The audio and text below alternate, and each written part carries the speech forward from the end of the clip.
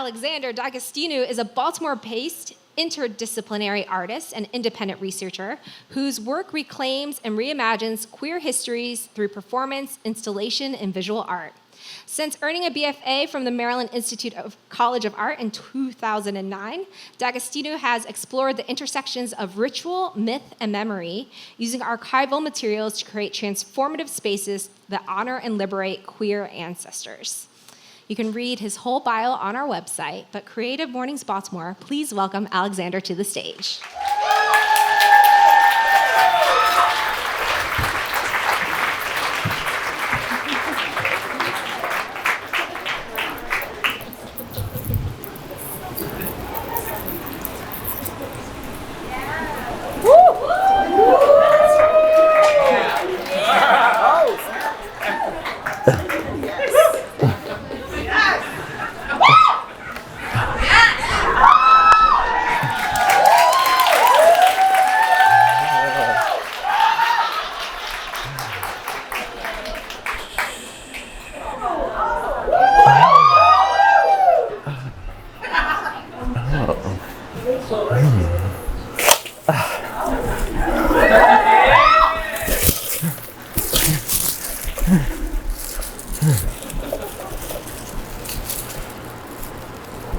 Queer spirits I have known and loved, guide me through this early morning conversation.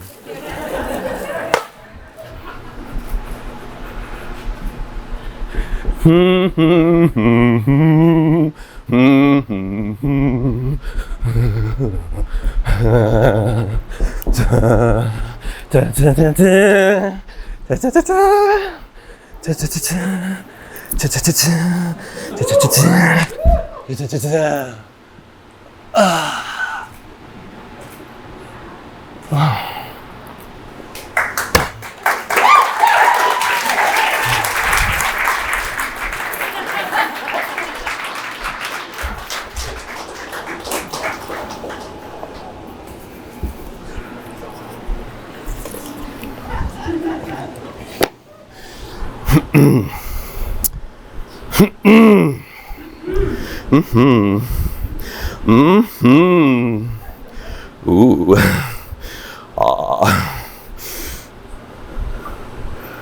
Okay.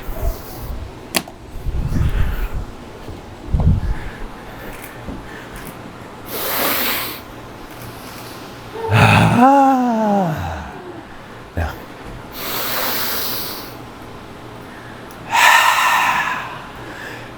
Will work. Okay, so take a deep breath, but feel your belly expand. Yoga people know. Ribs open, heart rise, hold your breath. Hold your breath. Exhale like a should make you feel better. Do that again, take a big breath. Inhale, energy of love. Exhale. Cool, the world's so much better for that.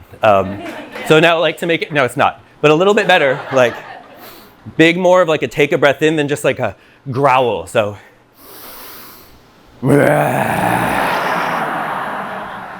No, a little bit like less Simba, more Mufasa.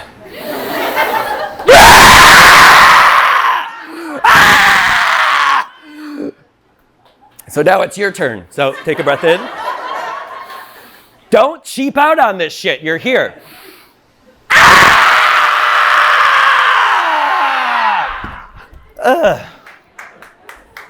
Thank you.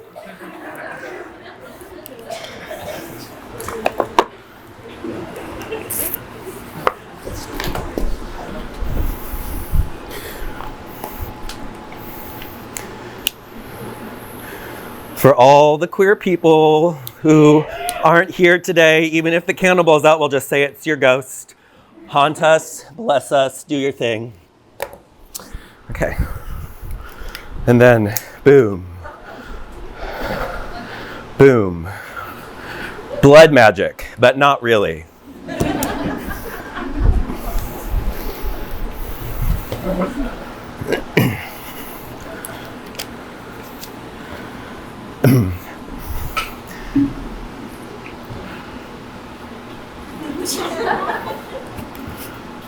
The world The world is your oyster. You should dance. You should celebrate. You should be happy that you have your body. You should be happy that you're alive right now. Most of you seem fully functioning in your bodies, so celebrate that. And if your body doesn't function fully, celebrate that. And then be grateful that you're alive today. My first punk show was at the Westcott Community Center in Syracuse, New York. I had... Yes, Syracuse, 315! I had manic panic dyed hair, glued into Elmer's glue Liberty spikes, and I was dropped off by my parents. Before they left, they walked around admiring the armor of the ragey teens and pierced punks. I couldn't understand a word of what exploded out of that short, androgynous singer with the Chelsea cut and oversized jumper.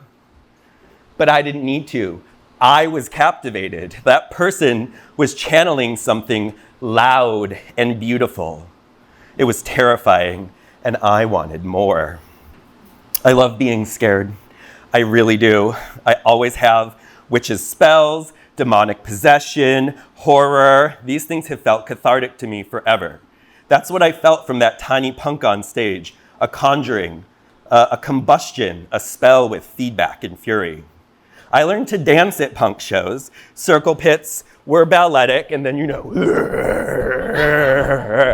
But I feel like that was the witches in Le Sylphide, that fancy ballet. Or like they were demons swatting flies in a hellish underworld.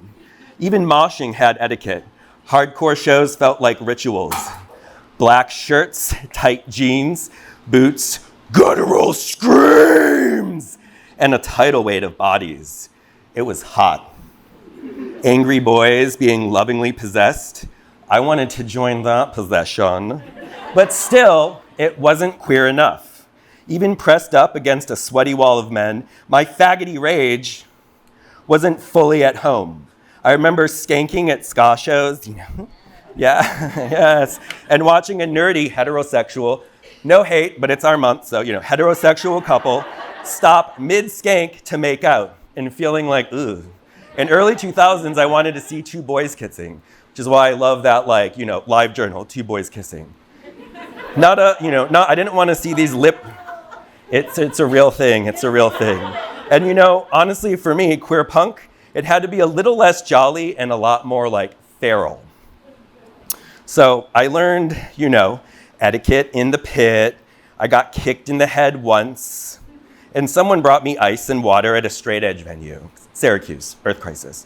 I got my glasses kicked off and a flashlight lit chain of strangers passed them up to stage. And my friend Kitty, or sister, retrieve them. It was chaos with care, rage with tenderness. It was beautiful. Dramatic. Okay. But again, not gay enough. I think my rage and angst were connected to my feelings of profound loneliness from being a silly little faggot. Sorry, gay boy. Faggot's a word that makes people feel uncomfortable, but it also feels very punk. Faggot. You laughed because you're homophobic. Did you know that punk used to refer to a kept boy? Like a Canaanite, Ganymede, a cute little thing that has a daddy, and I do has a daddy, so I know the vibe. I've been a cut boy, I've been all those things. It's kind of important that we reclaim that history, and to me, punk is about reclamation. It's about reimagining, it's about rage and sparkle at the same time. I learned about the war in Iraq at a punk show. Well, it hadn't happened yet, but I was going to talk to this boy. He was mentioning it. I'm like, oh, this war is going to happen? Okay. And these boys, they were the ones I had the major crushes on. They were handing out flyers for a protest. One of them handed me a flyer and told me about AXCO, or the Acceptance Coalition, at my high school. It was kind of like a gay-straight alliance, but also an intersectional group. But mostly it was a place to go if you were gay. Shocker, the kids with labrae piercings and ratty clothes included the queers. How kind. I remember going to queer open mics. I remember the day of silence, where you go, shh. I remember meeting other kids at queer youth events, learning to be fearless, kind, and gay. I spent Thursday evenings at the Syracuse Peace Council. Me and a gaggle of weird kids called ourselves YEP. YEP, Youth Empowerment for Peace. We spent time coming up with protest strategies and names and learned how to be conscientious objectors to war when it came time to register for the selective service. I would have just chopped off my toe too. I was drawing Ursula the Sea Witch when I came out to my best friend. Of course I did. I used to do Liberty Spikes once in a while, but mostly I had Shirley Temple Polly Shore curls and was starting to think that androgyny and glitter were a bit more punk rock than all black, although I still like all black. I did have a leather jacket though. I got it on my first date with a boy. My best friend picked me up from school. We drove to his job at the mall. We drove around and we went to a Salvation Army. They're not so nice to gay people, but they, it's a messy world. And I found a leather jacket and I got it. And then we were in the car and he offered me ecstasy. And I was like, oh, I was 14. I was like, maybe not now. And then he kissed my cheek. And I remember being so terrified. I came out to my parents a little bit after that. My twin brother was away at Young Life Jesus Camp. If you don't know what Young Life is, it's a cult. But it's also gay. He came out a year later, by the way. And I will say life is better with gay twins.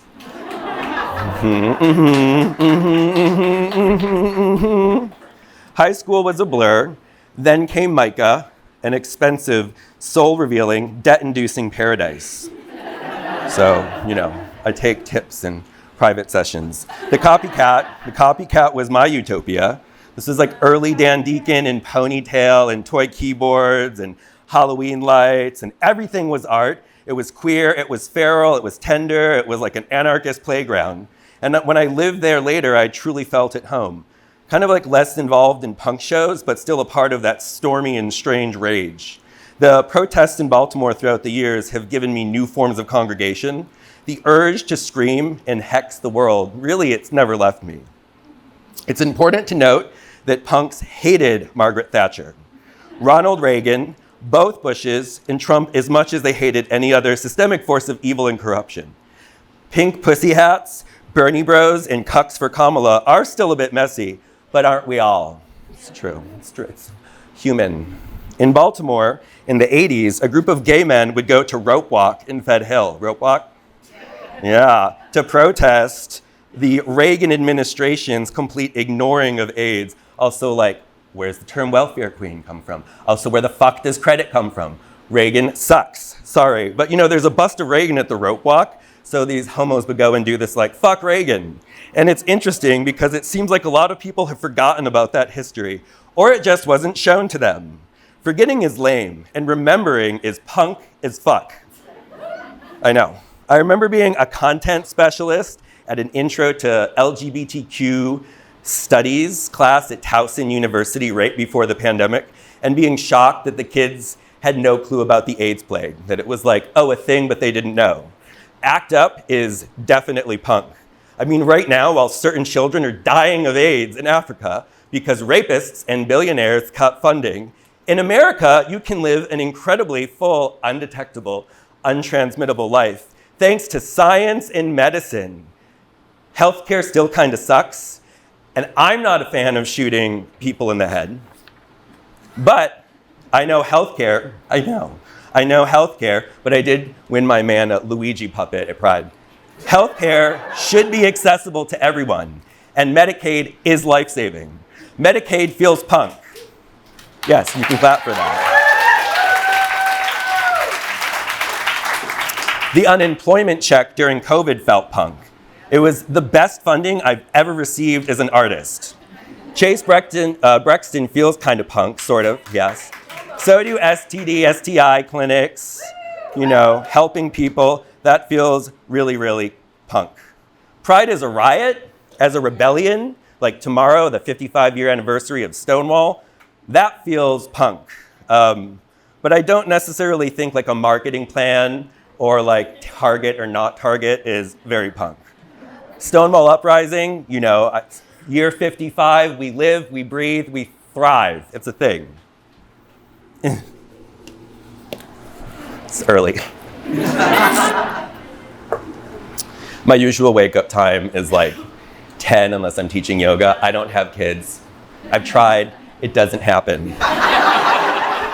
But you know who will always be punk? You know who will always be punk? Librarians! Yes! Yes, especially public librarians. They're fighting the Heritage Foundation, Dodge Bros, and every beige fascist trying to erase us. Books are punk. Queer history is punk. Witchcraft in manuals and smutty zines, extremely punk. Harry Potter is not punk. Except for that one student who got expelled for protesting anti-trans policies. Fuck J.K. Rowling. Turfy trash. Her pen name, Robert Galbraith, is also the name who developed a horrible form of conversion therapy. It's just a coincidence, I don't know. Conversion therapy is technically not legal here, but I know the Basilica across the Enoch Pratt Library regularly has signs in the bathroom for same-sex attraction prayer groups. I know. I was gonna rip up a picture of the Pope and say destroy the enemy, because I do think Sinead O'Connor's cool. I know we kind of like the Pope, but also like he said that marriage is between a man and a woman, and you know. But it doesn't really matter. When I was at Young Life, I learned that being Catholic made me still a witch. So that was kind of cool. Magic. But if you want real magic, dance naked under the full moon. Burn letters to your dead queer lovers and listen when they answer back. Witches are punk because we don't ask for permission. We conjure power from within. We remind the world of its fragility, its abundance, its capacity to be transformed. Dancing on point in a satanic goat mask at the Ottobar, surrounded by leather daddies and femmes in spikes, punk. Go-go dancing at Glitter Thighs dance parties or the Eagle, performance art, punk. Ballet, yes, especially when you don't wait for permission to dance on point, just like learning 3 chords on a guitar and starting a band. Give me sloppy bourrées, sickled ankles, my cloven feet, and let me dance the dying swan next to a dumpster in Druid Hill Park in just a thong, flapping like a glorious bird. Once I twirled so hard, prepping for a queer dance party at the Bromo Seltzer Tower, my toenail ripped off. Well, I mean, it was like almost off, and then it fell off later on a trampoline.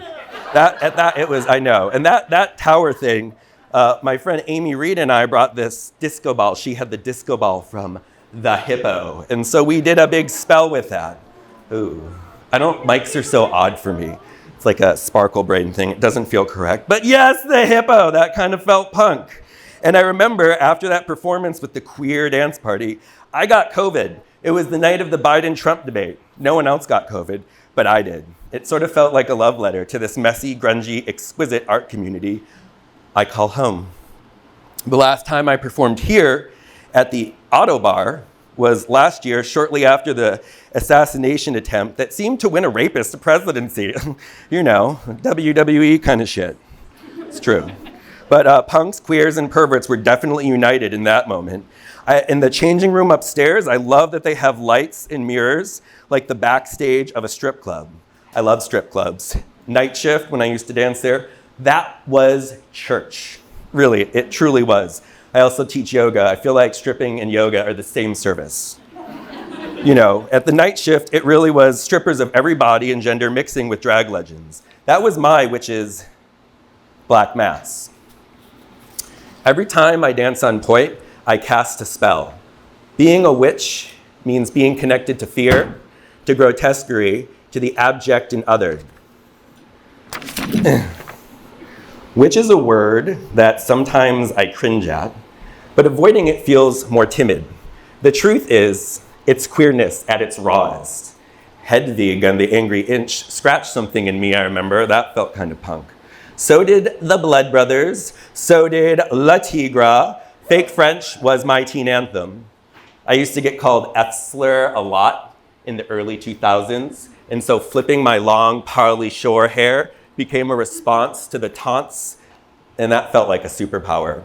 Those boys really probably just wanted to kiss me and carry my books and fuck me up the ass. Now, we're living in culture wars, woo! Genocide, woo! Climate catastrophe, woo! Happy Friday. But you can be like that here because Baltimore has acceptance. And I think that's why it's always felt like home the moment I arrived. I didn't feel the need to explain myself, just explore, express, and mutate. I fell in love with wandering train tracks, looking for bones, swimming naked in Pretty Boy Reservoir. We did get caught skinny dipping once. It was cute. I love being naked. It's my favorite outfit. After Micah, I started performing at strange, weird occult dances in the Copycat. The Copycat's Rooms play, if anyone has ever heard of that. Yes, it was like if Meow Wolf was good. Each artist, I know. I'm sorry, if you like me, it's cool. It's just, this was first and better. But each artist created a room in a mythological maze. I played the evil witch, naturally. There were apples, there were nails, there were goat heads from the halal meat market in Charles Village. It was a very post-Catholic experience. I established myself as a performance witch. Now, I live on the street where Divine ate dog shit and pink flamingos. This is a good city to eat shit and practice witchcraft. The punk song would sound like cackling queens after the last call, prancing back home, and the gentle horseshoe rhythm of the Arabers and their produce. John Waters has an unfinished film, by the way, called Dorothy and the Kansas City Pothead. An actress, Malcolm Soul, spelled M-A-E-L-C-U-M, Soul, was an actress who played the Wicked Witch, is buried at the Bohemian Cemetery right near where my man grew up. If I was gonna have a conspiracy theory to live for, it might be that the queer spirits of my two favorite witches, Ursula and Elphaba, via Divine and Malcolm Soul, somehow conjured and summoned me via cinema magic to live and do what I do in Baltimore. Not witch as in Wiccan, but witch as in Women's International Terrorist Conspiracy from hell.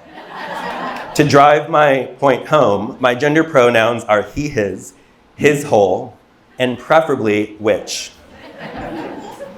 You can call me a swan too. Watching Natalie Portman dance the Black Swan, possessed and bloodied, that sealed it. Although when I watch it now, I'm like, this is fucked up. I started dancing on point at a house called Curious Palace. And then at the H&H, my friend would play Saint-Saëns the Swan on her 18th century cello, while I twisted into a grotesque bird. At the Eagle, my swan act involved audience members pinching feathered clothespins onto my skin. Some people were shy, some people were very, very into it. Once the feather would get clipped to my nipple, it was like my pupils dilated and I became possessed. Alchemy, rage, and trauma into beauty and horror. That's punk. That's my ballet. To me, that's art. I'm not a makeup girl. I'm not. But stage blood is my Sephora. I have gallons left over from a show from the EMP Collective called The Swan, a serial killer ballet. I use that blood often. In fact, the last time was right here at a leather event. I wore a glittery goat head and I had stabbed a blood bag in the mask of the goat. So when I pulled it off and did my move, blood. It was very Carrie, it was very splatter, final pose, final girl, silence. Now these days, I'm making a book, The Fairy King's Grimoire. Grimoire is like a fancy word for a spell book. They really exist though. It's part of my research at the Folger Shakespeare Library in DC. Yes! It's a beautiful library. It doesn't rely on Trump's funds to exist, and anyone could register and look. Independent research has no rules other than to follow your curiosity. I work with the 16th century book of magic with an invocation to Oberon, the Fairy King. Not like Rupert Everett in the movie, but like an early modern fairy. So think like kind of no wings, more like a demon or an angel. And from that grimoire, I've collaged images of pages from it, because you can't really rip up an old book, but you can take pictures and use it, with my most treasured archive, a stash of vintage gay porn my neighbor gave me after inheriting her uncle's antique shop. I only found out about this because during COVID, I was having you might call it a little bit of a mental health magic episode or moment with another neighbor. She came, she intervened, and she was like, have this box of queer porn. And so that's what I do. I work with spell books near, the Supreme Court. It's kind of wild. I take the MARC train from Penn Station. I recreationally vape at Union Station, and I flip off the Supreme Court on my way to the grimoire. Queering old spells at a library across from a building like the Supreme Court during a national meltdown, I think that's where my first punk show got me. My knees do hurt now and my point work is sloppy, but I'm still conjuring, I'm still glittering, I'm still punk in the Oscar Wilde sense of the word. Not gay as in happy, but queer as in fuck you. But also XOXO and be grateful for every breath, even if it's a gasp and a growl. And that's it.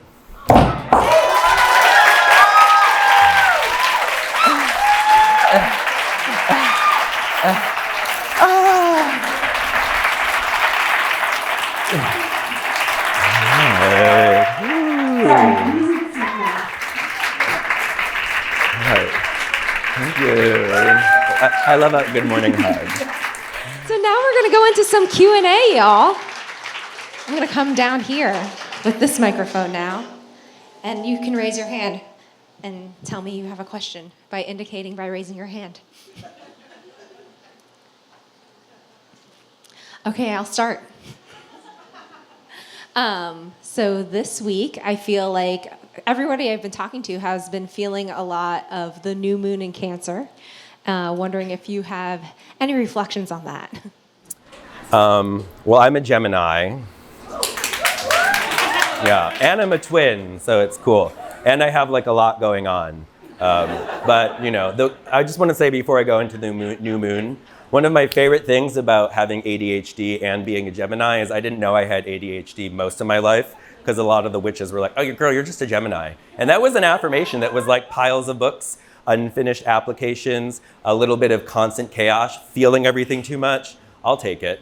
But generally, everyone has different vibes over the new moon. It's kind of like when RuPaul became famous and at the yoga studio, people would be like, did you watch the new RuPaul? And I was like, yes, but maybe not. But the new moon, to me, it's like a dark moon, and then it gets brighter and brighter. So this is call your energy shit, or if you're I really want to bring something to the surface. I tend to think of it more as a worship time, not as much of a spell casting time. That's just how I witch. Yeah. Coming over to Deb. Hello. I am also a former ballet dancer. Oh my God. And I'm wondering if you could talk about your journey of, did you take dance classes, or did you feel like you weren't welcome at that space, or is your ballet a form of punk and you didn't want to do formal training? I want to hear more about that. Yes to all of those questions. I've always been a body person. I was a stilt walker, I was a juggler, I was a ventriloquist. Before I knew Micah was a thing, I'm I think I want to be a street performer in Miami. I think that would be a good life.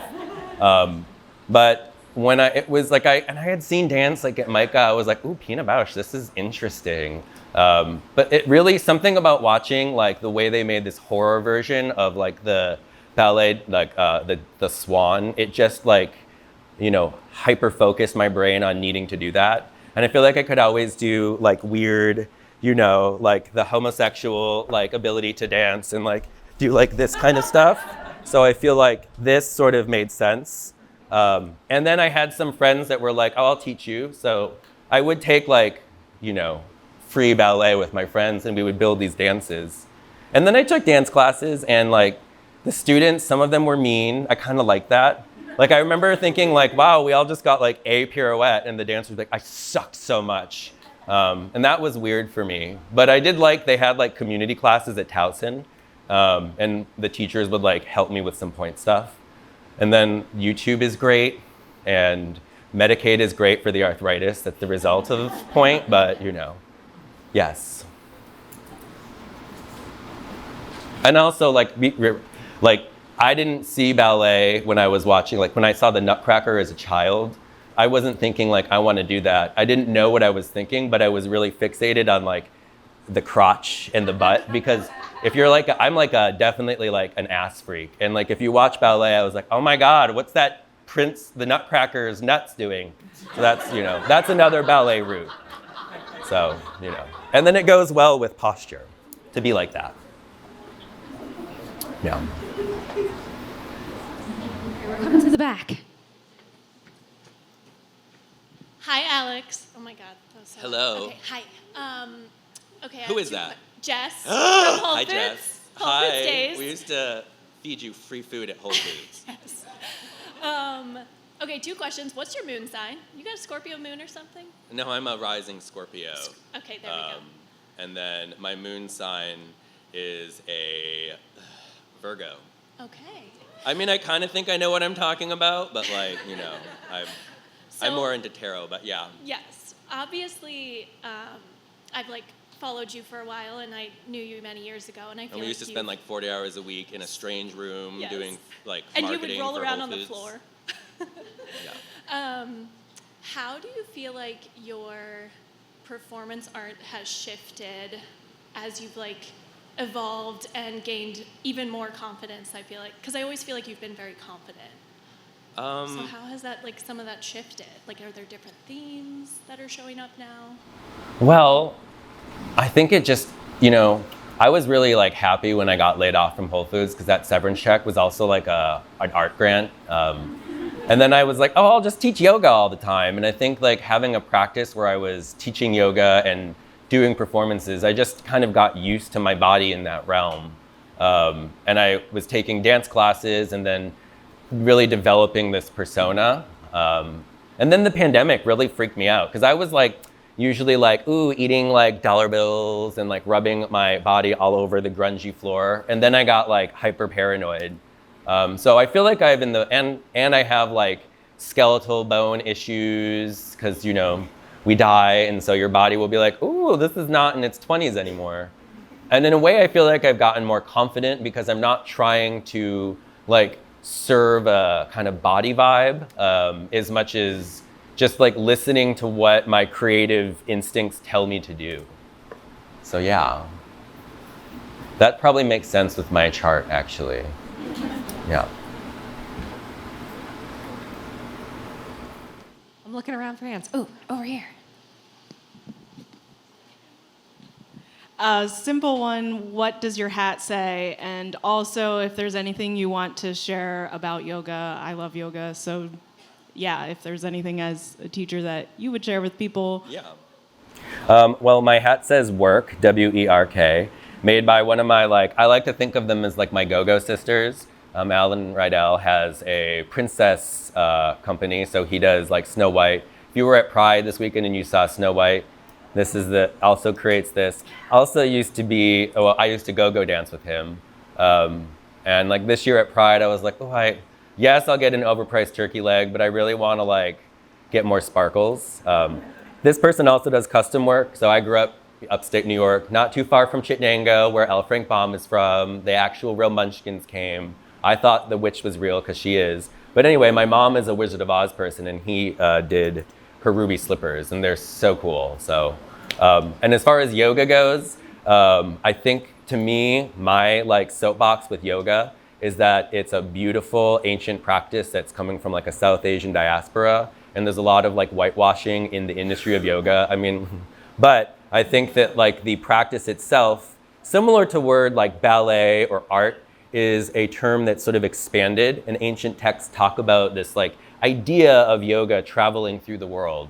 I mean, I used to work at one studio and got fired for being like, this sounds like white supremacy and like cultishness. And then I work at other studios where they're like, yes, do your witchy shit. I think yoga should be for you, not for other people. I think you should go to a studio if you want to practice. I think you should do it at home. Yoga could be like doing stretches and handstands and those postures called asana, but it could also be like karma yoga, like how do you take care of yourself and your community. It could be like the ethical aspects. It's almost like a spiritual guideline to living. But if you're ever like, oh, I'm so overwhelmed or I'm nauseous, when you inhale, you can do like a belly expand, rib open, heart rise, hold your breath for a moment, and then slowly exhale. Sometimes 3 is a nervous system hack if you're feeling overwhelmed. And I think when you're sitting on a chair, most people could benefit from like pelvic floor lift, belly button lift, and then moving it around yourself.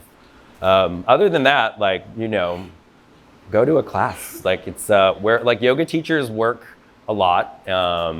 And, you know, maybe ask like this, you know, look at the vibe of the studio, you know. I mean, I don't personally like hate Palo Santo, but I also don't use it in my teaching. But I do light incense. I just, you know, I don't know. Look me up online. I do a witch yoga series where I like teach people how to connect to like the research practice, because that to me is yoga, is learning about something, is studying it, is seeing that these physical practices that we see right now have like thousands of years of this interesting alchemical process of the soul. It's fucking cool. Yes, so that's it. Yeah. Yes.